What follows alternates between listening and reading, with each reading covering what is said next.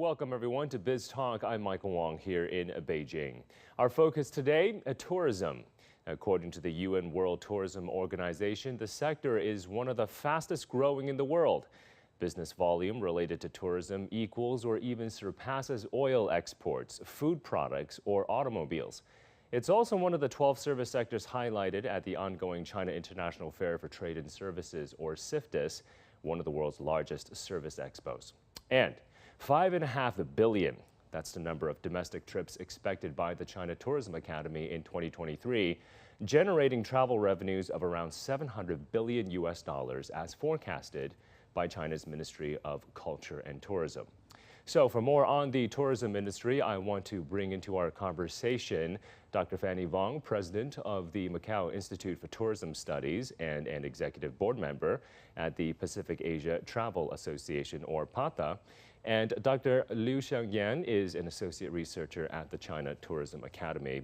Dr. Liu joins me right here in the studio in Beijing. So welcome to you both.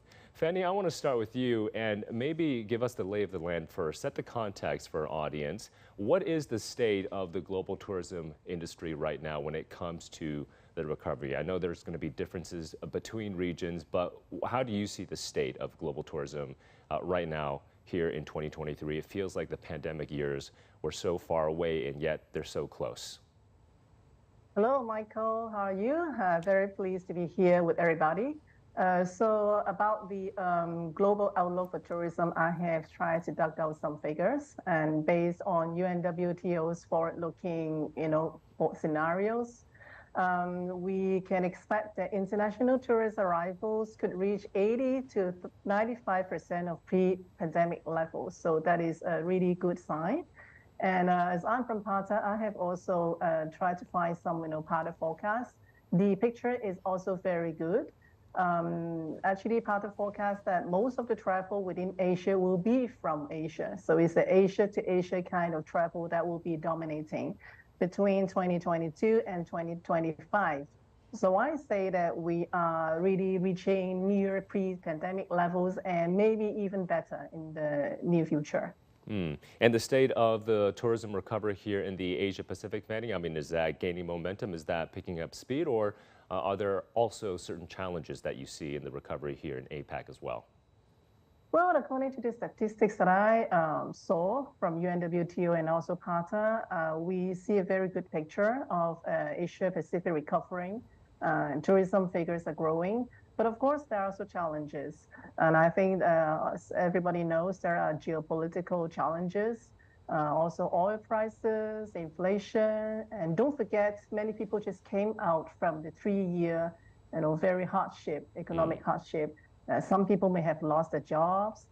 Some may have been unemployed for a long time. So economically speaking, maybe not everybody has the means to travel as much as they desire. Yeah. But I think the desire is there, and when the opportunity comes, people will just go travel again. Yeah. I'll ask you about how geopolitics may be affecting tourism in just a bit, Fanny. But Dr. Liu, I'm going to come over to you and maybe give us a sense of how China's tourism industry is rebounding following the country's reopening. Actually, we anticipated that the domestic tourism will be the first to bounce back to the pre-pandemic levels. Probably the numbers of domestic trips will reach about over 90% of 2019.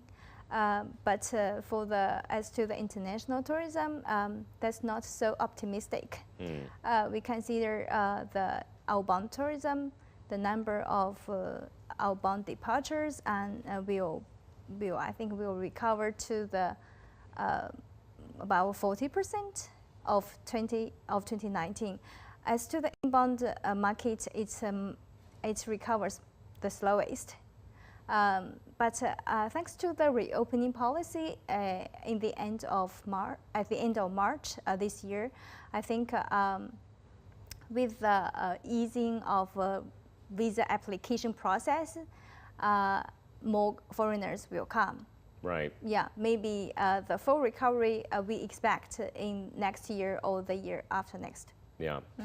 Dr. Liu, I want to follow up because the UNWTO actually published a guideline pre-pandemic saying that Chinese tourists, they are the largest tourism source group and they spent over $277 billion in 2018. So this is obviously a very big revenue source for the tourism economy overall on a global basis. So how optimistic are you when it comes to Chinese outbound tourism, let's say maybe in the medium term? Because it does take an economy maybe a full year or a year and a half to recover from the pandemic. China, of course, not even a full year yet when it comes to pandemic recovery. But once we get to maybe at the 2 or 3 year mark post-pandemic, how optimistic are you that we will see once again that surge in Chinese outbound tourism, which will provide a lot of opportunities, I think, for local communities around the world? Yes, I think the reopening of the Chinese borders to the international tourism is definitely will benefit the countries neighboring China first, especially the southeast countries. Actually, according to our data, the recent data, about 4,000, I'm not sure, 40 million? Yeah, 40 million. 40 million outbound departures have been received by the foreign destinations. I think 60% of these departures goes to the Macao, the Hong Kong, and the Taiwan region. But I think not 60, it's about 80%. 80%. So most of the outbound departures goes to the Hong Kong, Macao region. But still, 20% goes to the nearby countries, including Thailand, Japan, and South Korea. So these countries will firstly benefit from the Chinese outbound markets reopening. Yeah. I mean, I guess it's understandable, right? Because these areas are very close. For the Chinese traffic mainland. Cost is lower. Yeah, it's lower as well. And the close culture, and also with the traffic, the airlines are more. They have more airlines, more flights between China and these countries. Yeah. Well, Fanny, I mean, how has the recovery been like in the Macau SAR? Are you seeing a lot more Chinese mainland tourists heading over to Macau? I can testify to what Dr. Liu has just said. Well, it's so hot, in Macau, we have a lot of mainland tourists coming. And this summer, I think when I talk to industry practitioners in the hotels, travel agencies, tour guides, everybody's happy. And on the streets, you can just see the streets filled up with mainland tourists. And we're very happy to see them back because it's been a long time since we've seen our streets full of tourists. But of course, at the same time, our government is also doing taking some measures, right, to help and ensure that the increased visitation does not cause any, unnecessary disturbances to the local community. But what about international travelers maybe to Macau, Fanny? How's that rebound coming along post-pandemic? Well, that is a little bit slow. First is we don't have really a big international market to start with, although this is the desire of the Macau government and also the wish of the Macau Tourism Office to try to increase international visitation. But they're doing a lot of promotions overseas, and they are also putting a lot of resources in trying to attract international tourists. But I'll say that things are a little bit slow in that regard. We're hopeful for a future really, increment in international visitation. Let's shift perhaps to behavior changes post-pandemic, Fanny. Have you seen any changes, you think, in tourism behavior or emerging trends following the pandemic? Well, it's sort of like mixed. First, I'll see that people are more cautious in traveling because of the reasons that I have shared a while ago, like economic reasons, right? High prices. And also, tickets have become more expensive. If you've noticed, airline tickets have become more expensive. This is one thing, people are more cautious. But I also have friends who are, more optimistic. There are also, this pent-up desire to travel again, especially to shorter destinations. And also people become more conscious about sustainability. They are more interested in perhaps in health tourism, in medical tourism, ecotourism. they're willing to pay a little bit more to ensure that they don't leave too much carbon footprints. So I think it's really a mentality shift or an awareness finally among travelers that they have a responsibility in keeping the earth healthy. Yeah, absolutely. Do you see that trend perhaps on the Chinese mainland as well, Dr. Liu, in terms of ecotourism, for example, more sustainable travel? Are there new and emerging trends here on the Chinese mainland when it comes to tourism? Yes, actually, according to some survey, over 60% of the respondents, the Chinese respondents, said they will travel more equally in the future, ecologically in the future. They care more about the ecosystem programs launched by, I think, hotels and also the scenic spots in China. But mostly in China, when we talk about the ecotourism, we will focus more on the social development, especially in rural areas in China. I think in the past several years, we have focused a lot. We have placed more importance on the rural areas development, especially those in the west part of China.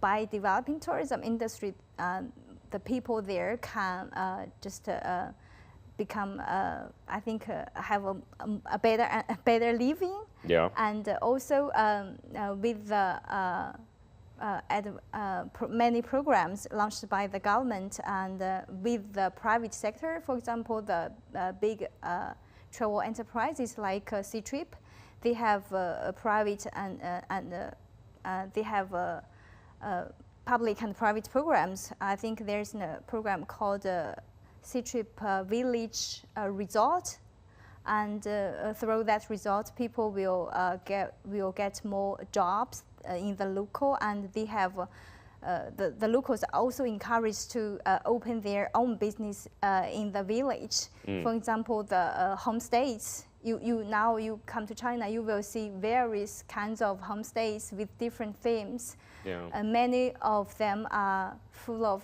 I think, traditional culture, really Chinese culture. Yeah. Very, it can really enrich your your staying experience there, besides the sceneries.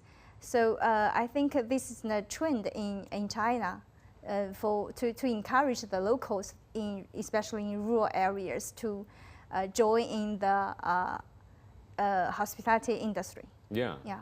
I mean, how big of a potential is this, Dr. Liu? Because I feel when a lot of international travelers come to China, they might think of the mega cities, right? Beijing, the Imperial Palace, the Great Wall. They might think of Shanghai, Yeah. mega urban center, Yeah. great sort of mix between east and west skyscrapers. They might think of maybe even Guangzhou or Yeah, Shenzhen yeah, or yeah. Hong Kong, Macau, for example. Big But then cities. rural tourism, right? Because China has a massive and vast countryside, beautiful scenery. Yeah. What is the China Tourism Academy doing? What is China doing or should be doing to promote more rural tourism and get more international travelers to enjoy the beauty of China's vast countryside? I think during the past several years, the rural areas have been seeing growth in tourism development, and with the growth in tourism sector, the infrastructures are much better now, and with the high-speed train, and people can get to these rural areas much easier. Yeah. I think in the future, with the most convenient traffic, with the more focus on the rural areas promotion overseas. Yeah.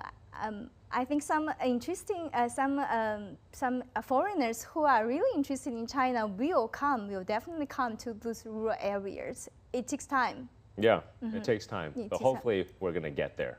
Right. Hopefully. Yeah.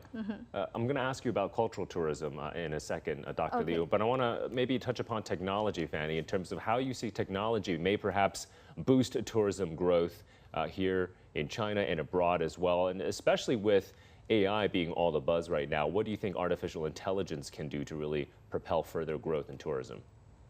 Well, I think technology is really affecting every walks of life, every industry. Tourism is no exception.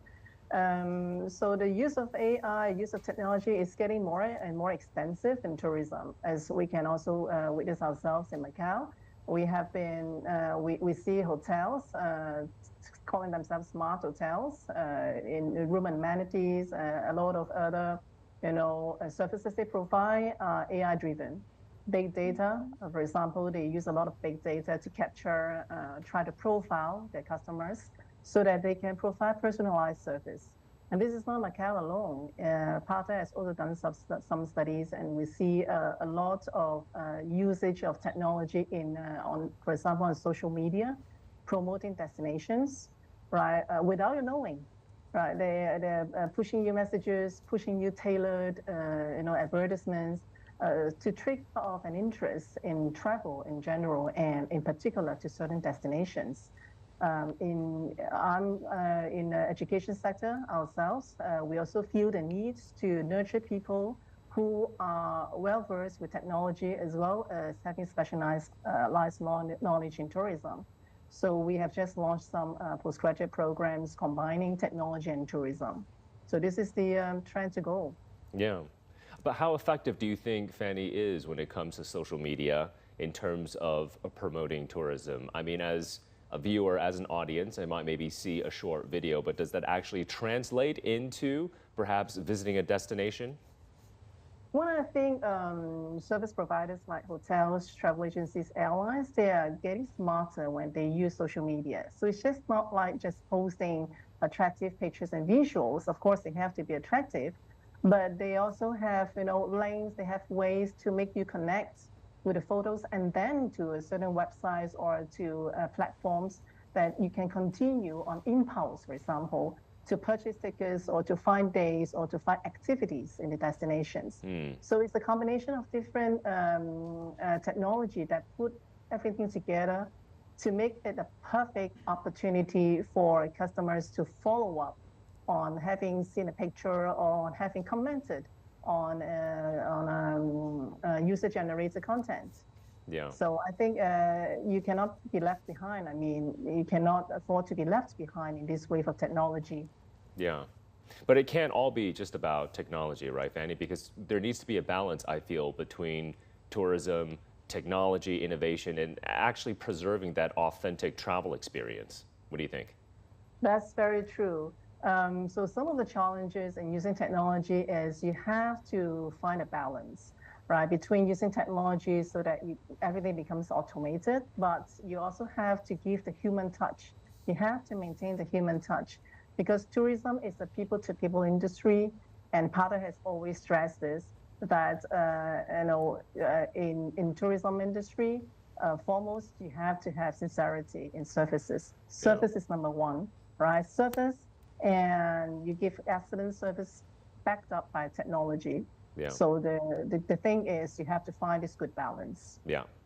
That human touch when it comes to tourism. Dr. Liu, you wanted to add something to that? Yeah, as to the technology usage in China in travel sector, I think many big travel corporates like Ctrip, they just introduced a large language model called 携程问道 in Chinese. Actually, by this model, the travelers, the customers can ask for recommendations, really impartial travel recommendations according to their requirements. So this is one of the, I think, called generative AI, just like ChatGPT. According to the statistics, we know that over 80% of the travel enterprises are MSEs, micro, small, and medium enterprises. So as to them, it's really hard for them to design and to launch just such a big program, big model. But according to our talking with the enterprises, some tour agencies, I think, they're just beginning to use those AI tools, just like the ChatGPT. For example, travel service providers are using it to automatically generate the draft destination travel introduction. For example, they want to do the web page. They just ask the ChatGPT for the description, a basic introduction of the for example, Beijing, Yeah. the Forbidden City. So the ChatGPT will give you the brief introduction of this scenic sport in multiple languages. Yeah. So this is really cutting the costs, the labor costs. So the employee, the staff just have to ask, and then they have the answers, and they ask and to improve the answers.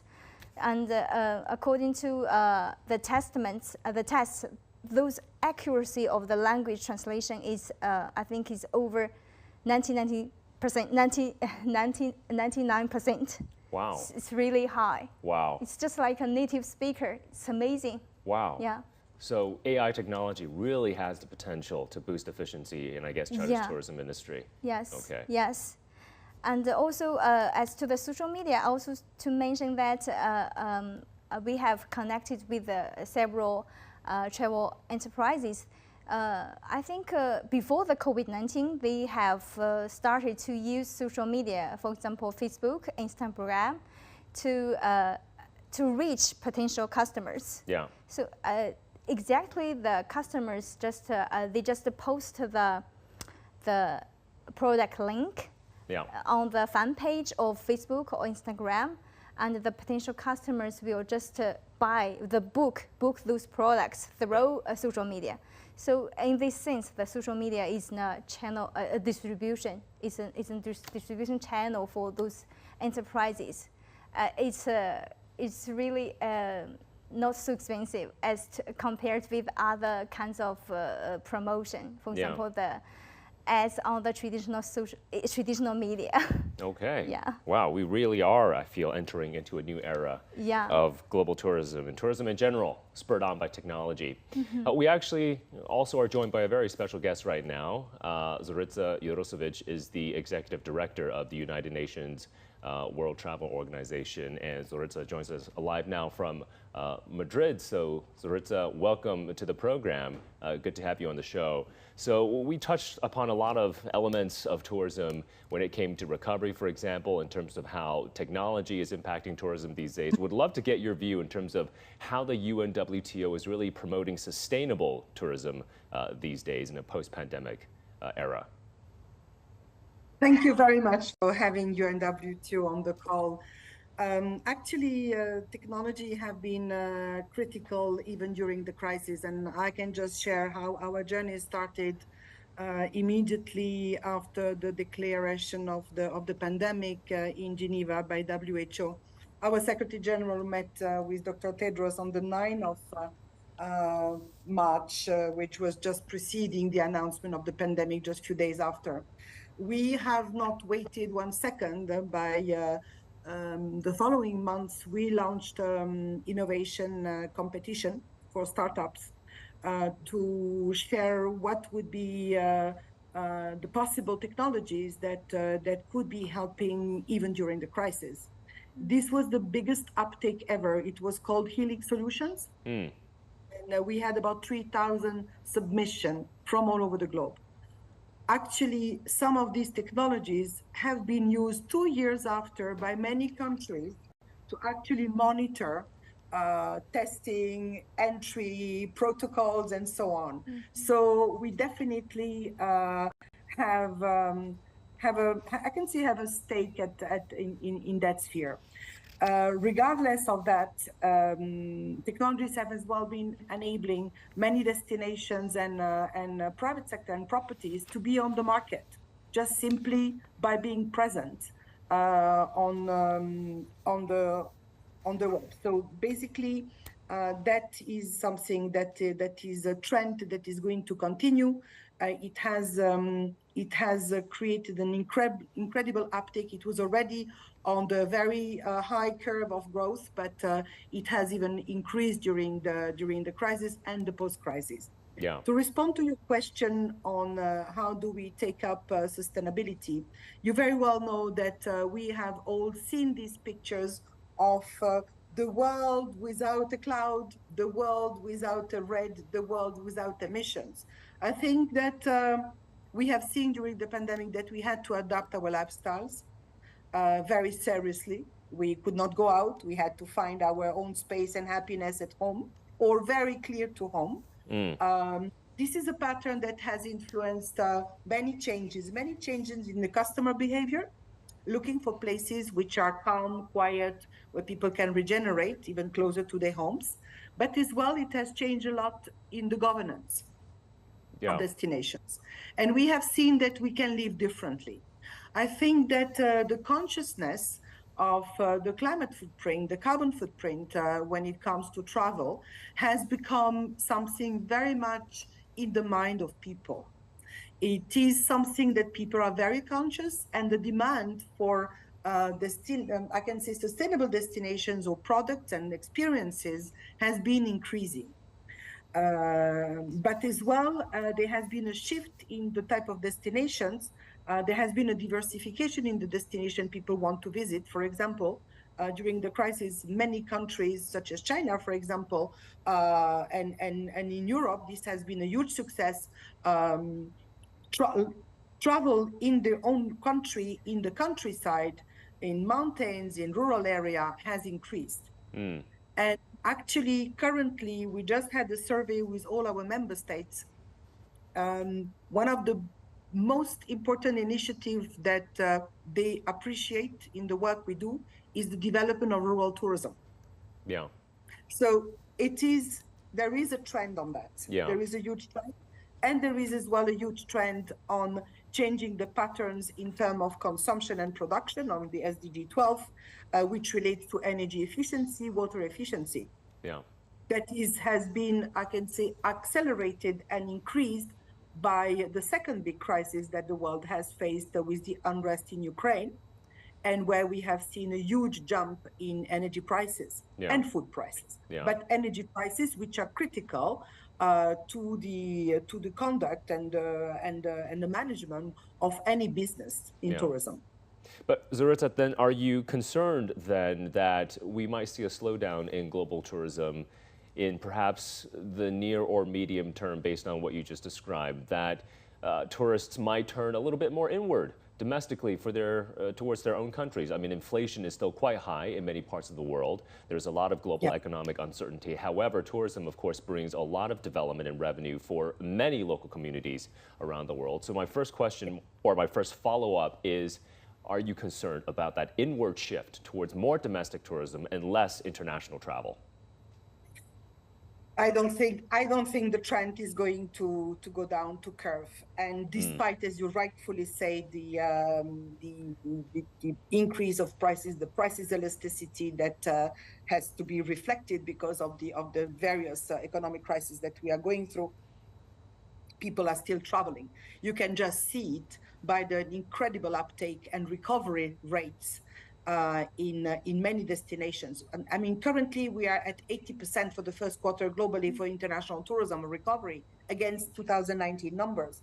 And some regions such as the Middle East have done 15% more than the level of 2019. Yeah. So I think there is a shift in the desirable destination, and we can sense it.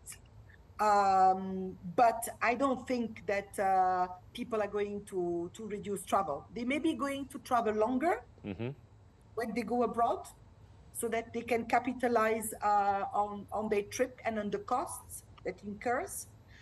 They might decide to do maybe 2 destinations instead of 1. Yeah. So combining this, that is as well for saving on cost, but as well satisfying yourself. And as I say, travel is part of our dreams and DNA today. It's really part of the lifestyle. Everybody aspires to travel. And on your question on increasing domestic, we have seen an incredible uptake, and I'm sure in China you monitor very well as well domestic tourism. I mean, you have seen a huge increase, which has brought, of course, not foreign exchange, because this is the expenditure capacity of local population and citizens, but it has brought a lot of jobs. And it has actually maintained many jobs which were at risk while international tourism ceased. Yeah.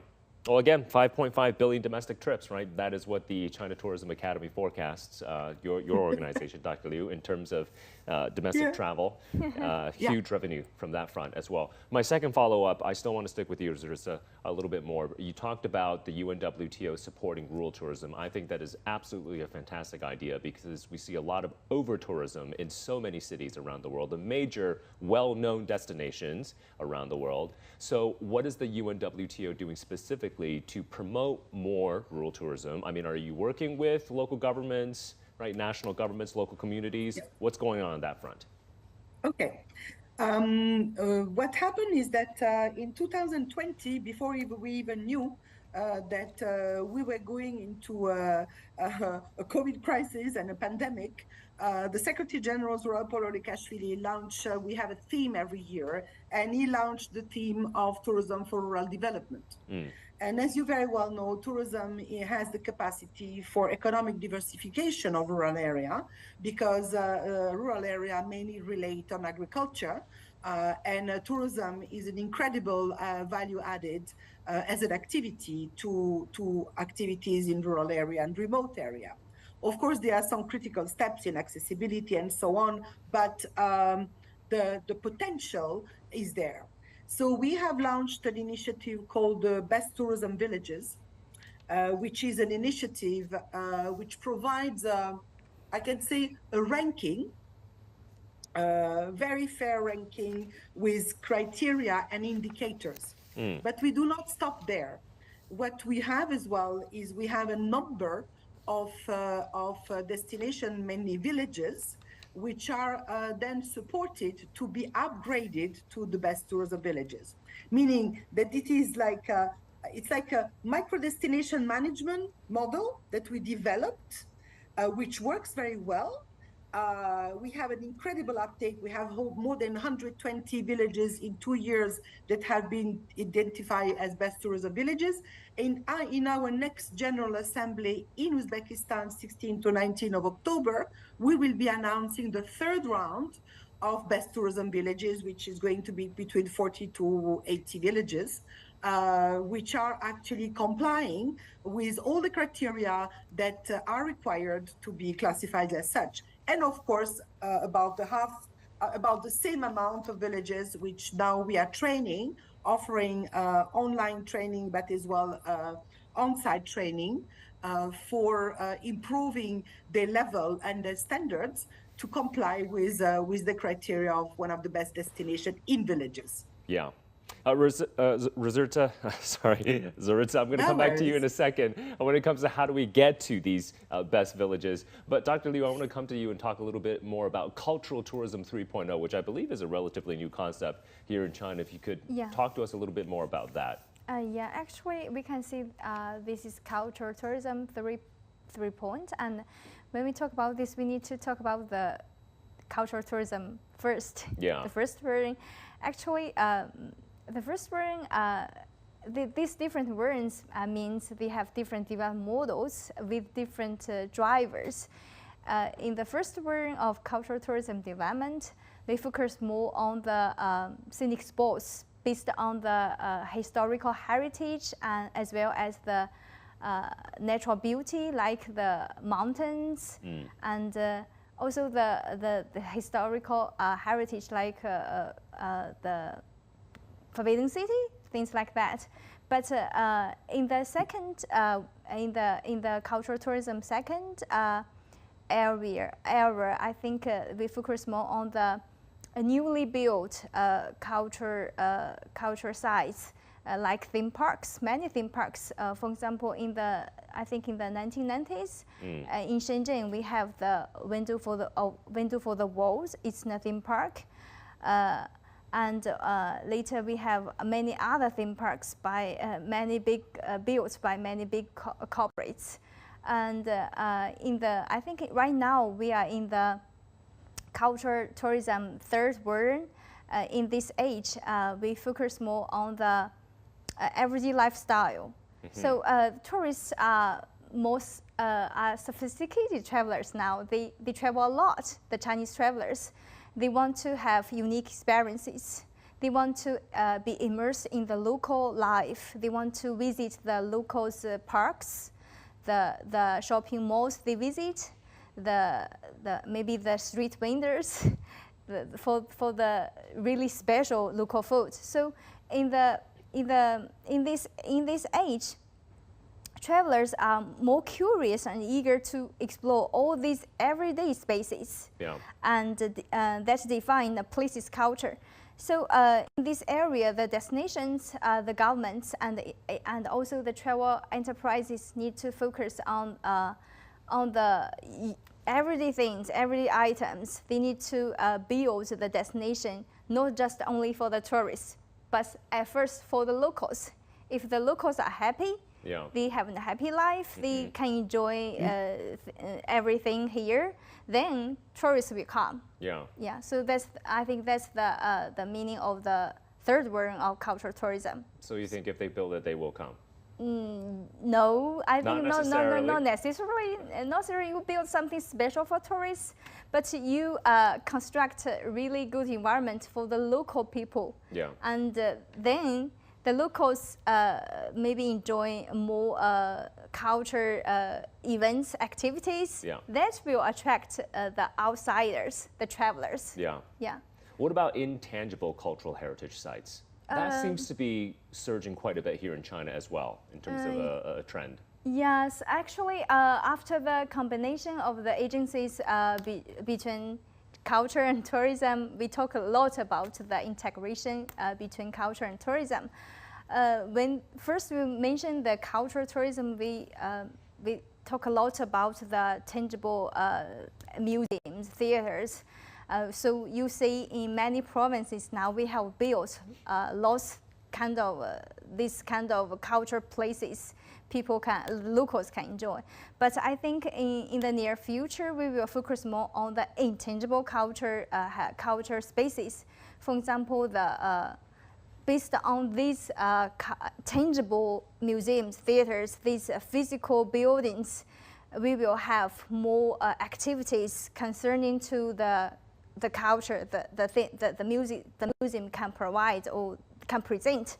So there will be more activities, events in Chinese cities. For example, in Shenzhen, Futian district of in Shenzhen city, they have launched a new program. They just bring the artworks into the streets. Those artworks are designed by really famous artists in China. So they just place those works alongside the street, and as well as many boutique shops. So this can really attract young people, the youngsters. So the traffic, the flows, the visitors' flows are increasing now.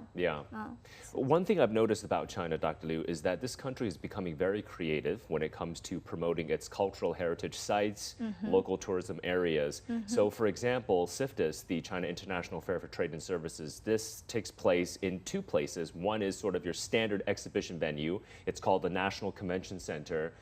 The other official exhibition site for CIFTIS is in a place called Shougang Park, which is about 30 kilometers away from a city center. And this used to be an old industrial base. It used to be part of Shougang Group, right? So this was a major, and still is, a major steel and iron production company for China. They started moving operations out in 2005, and now this old industrial base has now been transformed into an area for services, for consumption. It's a new trendy urban area. There's a lot of greenery, and what I find very interesting is because this used to be an old industrial area, it has a blast furnace, and what they did was they converted this massive blast furnace into a metaverse theme park.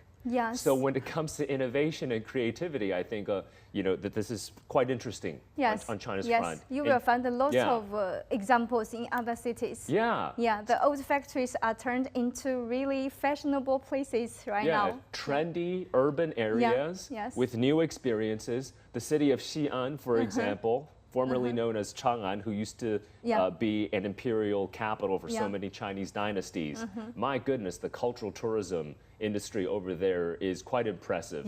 right? Really popular. You know, people dressed in old Chinese warrior garb, walking the ancient city walls, huge light shows. Yeah, that's kind of intangible. Yeah, it's a kind of intangible heritage as well. Yes. But I'm sure there's a lot of other sites like that across the Asia Pacific as well, Fanny. So I'm wondering, how do we increase connectivity further when it comes to APAC? Because this is such a vast region. Asia Pacific, I feel, needs more infrastructure to connect the different parts of the region as well together. Zoritsa was talking about, you know, best tourism villages, and I feel Asia Pacific has so much more to offer on that front if only these places can be better connected. So how do you see perhaps increasing connectivity to boost tourism here in APAC? Fanny? Yes, PATA really focuses a lot in connectivity. I understand that it is equally important to build not only hardware infrastructure, but also software connectivity, people-to-people kind of connectivity. So the hardware part, we know that, for example, institutions like Asia Development Bank has a lot of grants or loans to countries to help them to improve infrastructure, because connectivity is really important. And countries that work together, especially neighboring countries working together to develop for branding regional tourism, can benefit from the synergy. But on the other hand, software connectivity, like connecting platforms and people and services, is equally important. For example, PATA, we host annual events like summits, conferences, travel marts to connect sellers and buyers, providers, and consumers. So in such a way that we can bring the best out of destinations, and also we help sellers understand better the needs of the consumers. So both hardware and software connectivity in terms of infrastructure, also platforms, networks, I think will be very important for sustainable tourism development, and also to help promote remote destinations, second or third tier destinations, cities, provinces that want to be known, want to receive these huge increase in tourists coming into the future. Yeah. Zoritsa, I want to come back to you because these great tourism villages, I think, is a fantastic idea when it comes to boosting local development as well. But again, I want to ask you in terms of how do people actually get there, because a lot of these places might be a little bit remote. So how should governments, you think, in the private sector think about balancing these various trade-offs? We need the infrastructure to get there, but then we also need sustainability as well. We need to maybe avoid over-tourism. We need the sustainability of these local villages. So how do we make all these trade-offs, you think? Actually, it's a very good question, and as I said, this is one of the main challenges in developing, I can say, rural tourism in rural area. The economic diversification that can be catalyzed by tourism when it comes to remote area is definitely going to benefit if there is any development plan from the region, from the country, to connect to main hubs, such as main cities or places where there is a connectivity with planes bringing people directly, or by car, depending on where we are, or by train. And I think train has become a very, very important way to travel. Now, because the people that are going in rural area, they are happy to rent a car, or they even travel by train. It's maybe as well different type of customers. They maybe travel 2,000 kilometers from the country of origin to another country to go in a remote area, because the COVID crisis had taught us as well that we commute differently when it comes to local area. But the most important is, as you said, infrastructure development, roads and connectivity, and as well utility, capacity to absorb a certain volume of external visitors, being it for energy, for water, and so on. So one of the models that really works is that when the vision is embedded, when tourism is part of a model for revitalization of those areas, where it is taken as a holistic approach, which includes, of course, connectivity, but as well utilities that are required to be an infrastructure building that are required to allow that. But despite all of this, I can say that people always find their way if they discover a place that they are attracted to. And I think the social media are playing an incredible role. I think that I was not with you with the questions on TikTok and others because I joined late. But I think that the social media are creating a completely new sphere of desirable discovery.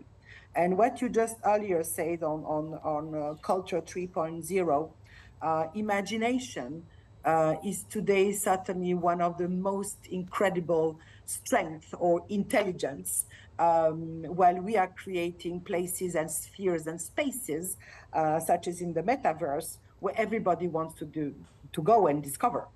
And I think that this is definitely the future. Yeah. So influencers, I guess, from all countries around the world will have a major impact when it comes to the global tourism industry. What about smart destinations? There are no barriers in the influencers. You can be in Europe and you follow an influencer in China or in Asia Pacific or in the Americas, and one day you say, I want to go there. Yeah. Because it's just breathtaking, the things you discover. Yeah. You don't need to read a book. You don't need to go and watch TV. You have it instantly there. And so many other people want to share. I mean, this actually can create a congestion at certain places which were totally unknown, like for example, on beaches in the summer. You check a beach on TikTok, you want to go there and you find 300 people because it was empty like few days ago before it was on the web. So that's why I'm saying we need to be fast and we need to follow what our hearts are attracting us to as well. Yeah, absolutely. And I think local communities around the world can take heart into this being a new growth pole, a new growth point, a new opportunity when it comes to supporting global tourism. Zoritsa, I want to follow up and get your take on smart destinations, what you think about the potential is on this front. Yeah, smart destinations have been, I can say 10, 15 years ago, the front runners of destinations. Today, I don't even think the word is adopted anymore to the context, because before a destination like islands or cities will praise themselves of offering free Wi-Fi in the city. Today, with the technology we have, I have 2 phones only, but with the phones we get that facility everywhere. That's one. Second, smart destination today are much more as well related to sustainable transport. Another way of moving in destination, and as well the capacity to offer, I can say, front-running technologies to strengthen your experience or to facilitate your experience. Yeah. I think China might have to offer a lot on that front, Dr. Liu, because this country is one of the most connected in the world, right? The most 5G base stations. Yeah. So a lot of autonomous driving here, I think we can expect in the future as well. So that is also another growth potential point when it comes to tourism. Yeah, and in China, I think that you have it all right, because today, I think there is going to be a blow in the expansion of trains and connectivity. Yeah. And in China, you have an incredible uptake of connectivity through trains. Yeah. Okay, some might need to be changed, because I used few because I wanted to experience. Yeah. But some are just outstanding. Yeah. And I think you can go from any place to another, because that's as well a point in rural development. In many places, trains allow to make a stop in a place where you would never go, because the train passed through. And actually, it's when you are in the train that you discover the beautiful landscapes or the places, and you say, wow. So that is, trains for me are certainly one of the way of connecting places which are very, very, they're very much in the future. Yeah. Have you tried a high-speed rail, Zoritsa, here in China before? Have you taken that trip? A high-speed rail anywhere in China? Not yet. Not yet? No, not yet. Not yet, because, China was closed for 3 years. Our Secretary General, we were there in Hangzhou in February when China reopened. You have been doing like this on uptake in international tourism. The world was waiting for China to go back to tourism. Okay. And I have not been there since. So Okay. I intend to go because we had here in Spain, China-Spain Week, and we had a number of national, local authorities and private sector companies joining, and we are discussing on some collaboration. So I will listen to you and I will try one of the high-speed trains. Yeah. Fanny, you must have taken multiple high-speed rail trips here on the Chinese mainland. Is there a particular route that you might recommend for our audience? Well, sorry to say, but I don't really have a lot of experience either. I was mostly in China, traveling around in the Greater Bay Area, but mostly I fly. I fly to cities like Beijing, Shanghai for meetings because, you know, of the efficiency. But I pretty much like the idea of, you know, traveling by high-speed train or even train. That's true. There's a lot of cities and a lot of new things that you can discover. Yeah. And I'd like to add to the point that the speakers spoke about connectivity and, you know, people, you know, having new behavior in tourism. I'd like to add that people nowadays like really to have co-creation of tourism experiences. If you know what I mean is, you don't just, you know, listen to TVs or you see travel guides, read travel guides, but you really want to go explore, go off the beaten tracks, go mingle with the community, and co-create experiences with them. Like I was reading on the news that mainland Chinese tourists like now going to marketplaces, not to shopping malls anymore. They want to understand local customs and you know, taste local delicacies. So I think one way for destinations to promote themselves is that they can use social media, they can use influencers, right? They can mingle them with local community representatives, show them the real authentic local experience. I think co-creation, authenticity, you know, imagination, like Zoritsa used just now, these are buzzwords.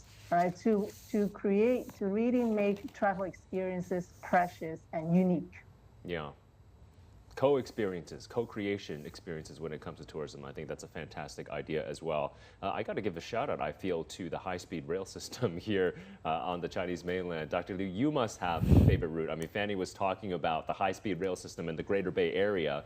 So that refers to southern China, right? This would be Guangdong province, 9 major cities in Guangdong province, and also the Hong Kong and Macao special administrative regions all linked up. And the high-speed rail system in the Greater Bay Area that Fanny was talking about, absolutely fantastic. Shortens the destination, the travel times by quite a lot. Yes. Do you have a favorite route? I mean, Zoritsa was talking about traveling to Hangzhou, which is part of the Yangtze River Delta area, and the traditional Chinese culture that you can find in that part of the country. It's just amazing when it comes to scenery, when it comes to cuisine as well, all linked up by high-speed rail. You can get to different destinations 30 minutes, an hour, no problem. Same thing with the Greater Bay Area.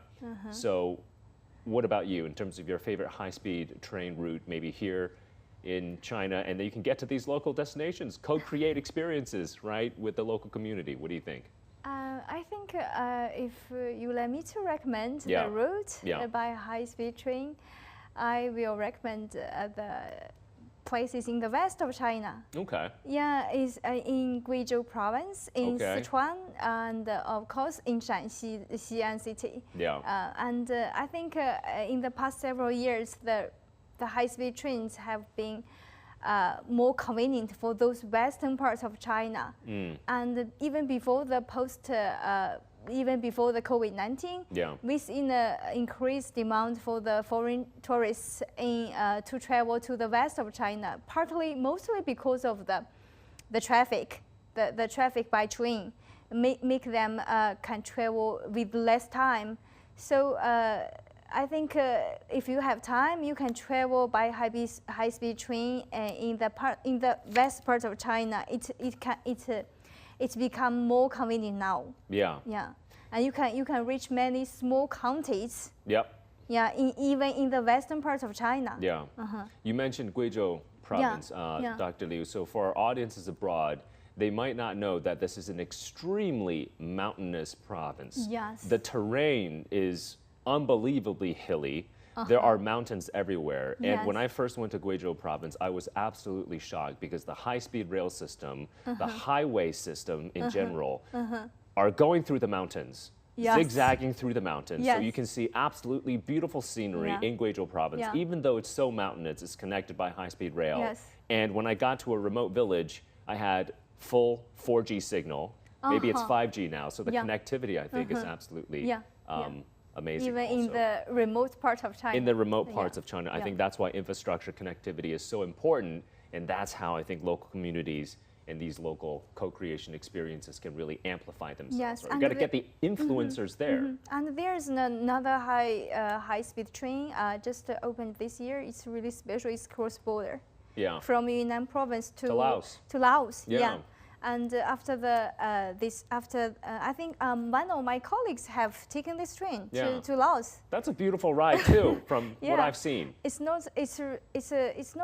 It takes maybe 3 hours. Yeah. 3 hours. 3 to 4 hours. 3 to 4 hours. But then and the ticket fee is less expensive than domestic tickets, I think. Wow. Okay, I got to give that route a try because eventually the southwest of China is going to be connected to the entire Southeast Asian mainland. Yes. Right? Because it's going to go from Yunnan province, which by itself is a beautiful province. Yeah. And then through Laos to Thailand, Malaysia, all the way down to Singapore. Yeah. So there will be a regional, a bigger destination. Yeah. Yeah, for both Chinese and foreigners. Okay, so my goal one of these days when that high-speed rail is connected is to go from Beijing to Singapore via high-speed rail. I've taken the 8-hour high-speed train ride from Beijing to Guangzhou. So that's from the north of the country to the south of the country. Yeah. Beautiful ride. And then eventually go from Guangzhou to Yunnan province via high-speed rail and then down to Singapore. Yeah. It's going to be on my bucket list. Okay. Maybe we can That's try the that new out. Jules Verne. It's the new Jules. I don't know if you know. I don't know in English how to say that. Jules Verne. It's the world tour in 80 days. Yeah, yeah. You know Jules Verne. Okay, I don't know how to say it in English. That's So- true. But trains might become only maybe not on the sea and the oceans. We need to find another solution. It could but be. We could think about having a world tour by train and with the connectivity by boat. Let's see. Yeah. Yeah. That would be that would be a fantastic idea, Zoritsa. So this would be, I guess, the Asia version of the Trans-Siberian Railway, right? And then That's exactly that. Yeah. And you know, when China launched the belt, the Road and Belt Initiative, because there is today a transport train that leaves China, that goes all across the Caucasus, and that reaches Europe. yeah. Now, why not thinking of revamping? I have a dream about the Orient Express, and the stories and the books around that. We should revive that. Yeah, we should. Okay, so I guess that's up to the UNWTO, Zoritsa. It's your job to talk to governments across Eurasia to get that line revived. I think that would be absolutely beautiful to try on. Let's dream. Yeah. Although I do want to ask a more serious question, Zoritsa, because you briefly touched upon geopolitics, and I'm wondering how concerned are you about geopolitical tensions and how it might affect tourism going forward, because we are seeing this uptick when it comes to tensions. Do you think the UNWTO should work more in terms of maintaining open dialogue to continue to support global tourism despite some of the geopolitical tensions that we see? We are doing only that. This is really at the heart of the work we do. Yeah. Intercultural dialogue is definitely part of the DNA, I can say, of the work that we carry out. You certainly know the World Global Code of Ethics and the Committee on Tourism Ethics. This is the backbone on which the World Tourism Organization has become a UN agency. So I can say we tend to forget, but the 10 principles of the Global Code of Ethics are really the mainstay of the work we do. And you have not been ignoring that the UNWTO member states met and made some tough decisions with the region. The problem is that in every country today, because of the multicultural dialogue, there is never a black or a white. Many people have both origins, being it in one country or another. So it makes life difficult for both, but as well the impact around those countries is huge and immense on migration, on the impact, on the loss of potential customers, and of course on the loss of capacity to produce food, on the problems related to energy.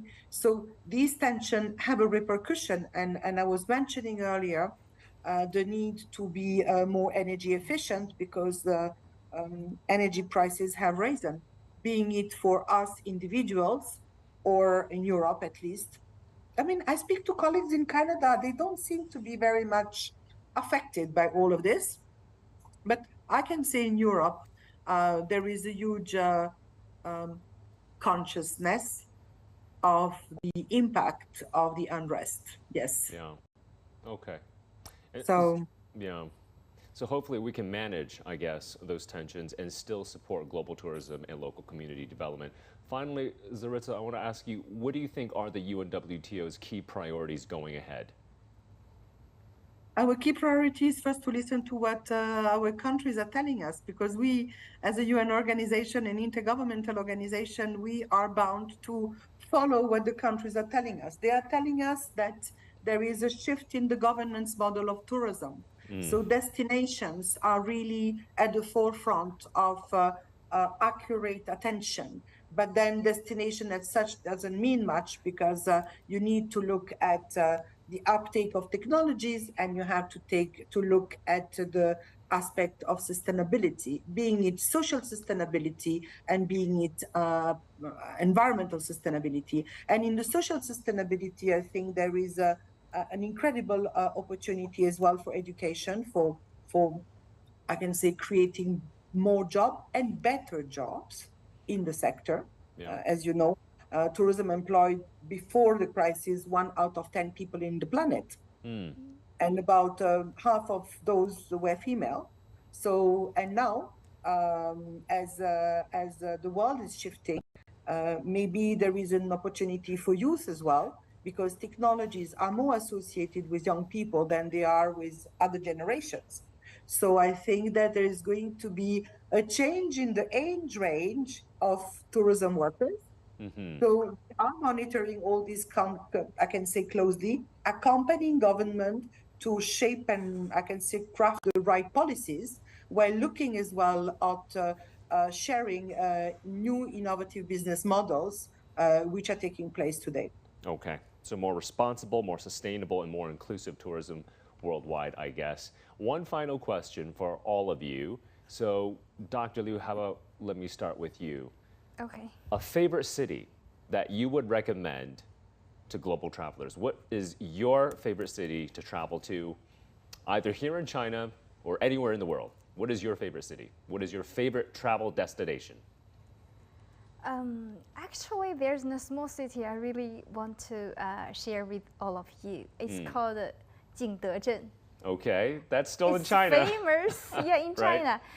I think it's well known in the world because of the China, Porcelain, I the guess. porcelain, The yeah, the porcelain. China, Okay. yeah, China. Yeah, so I visited this city last year. I think during the pandemic.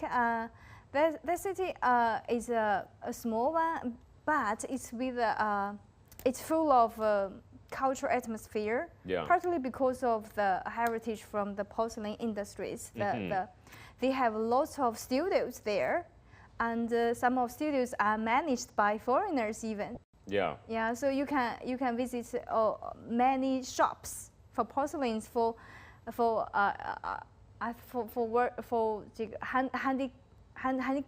handicrafts. Yeah.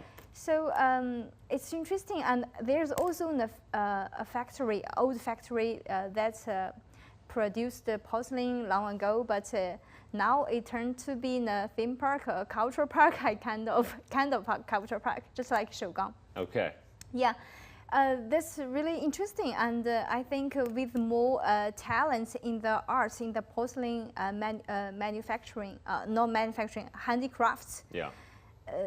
It will attract more artists in porcelain. Yeah. And I visited several artists there.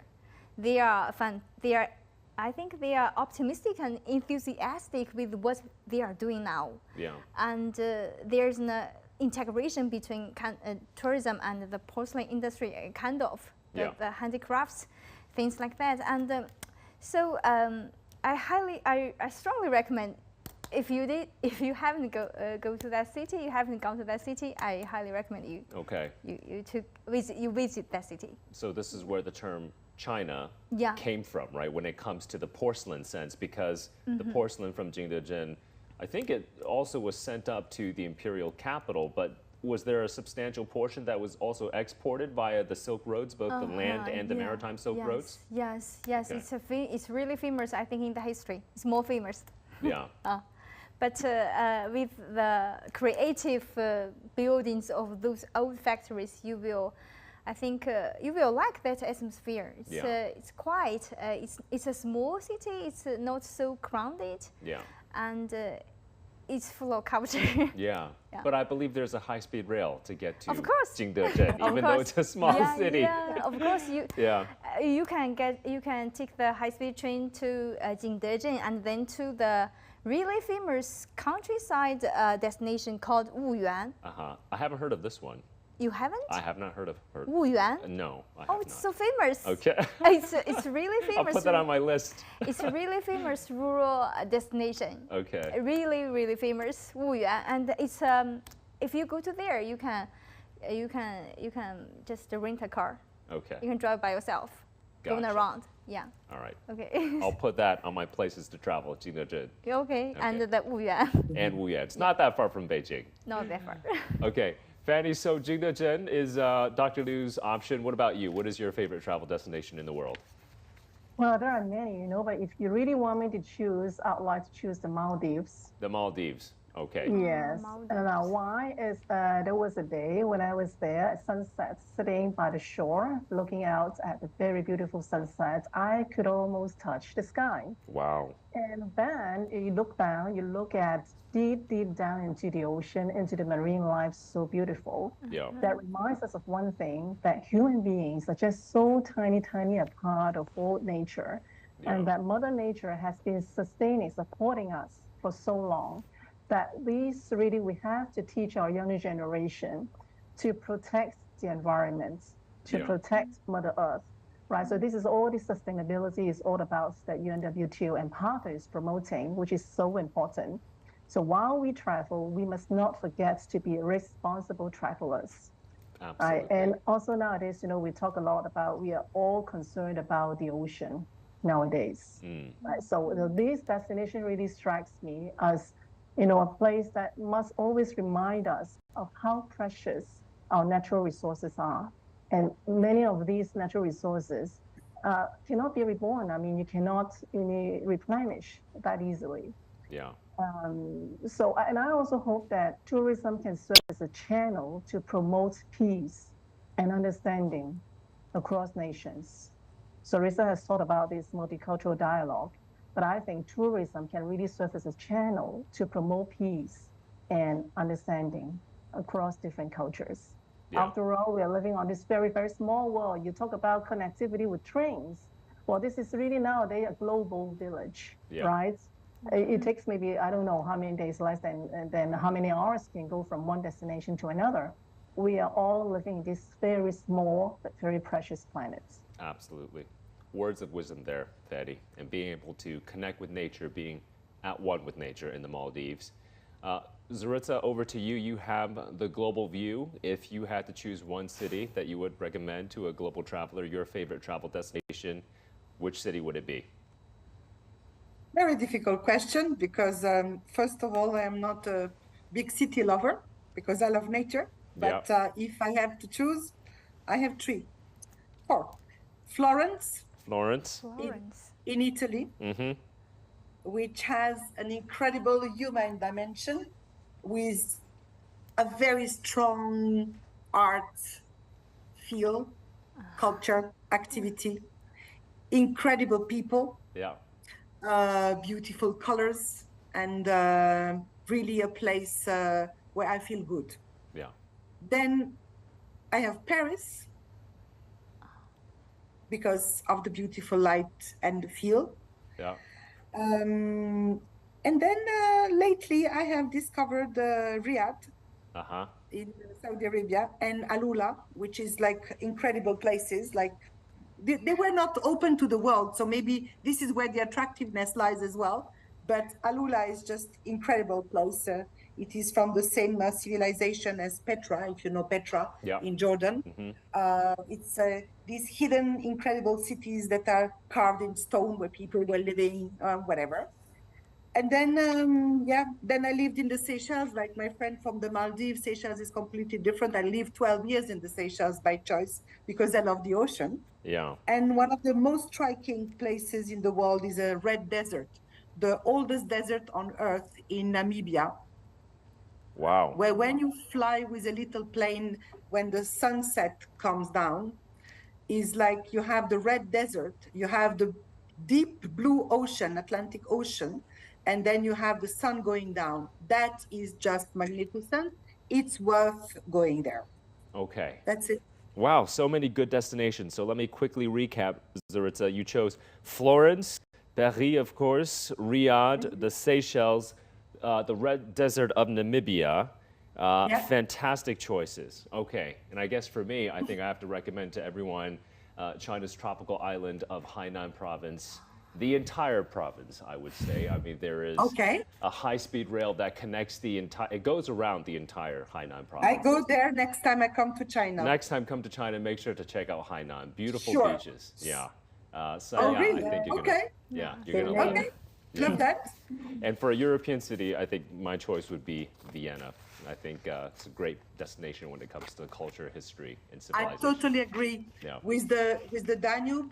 Yeah. It's some cities are really magical because they have water. Absolutely. Exactly. And you have a river that one through. has an incredible. It's like an ocean in the middle of the city. The water there, the river.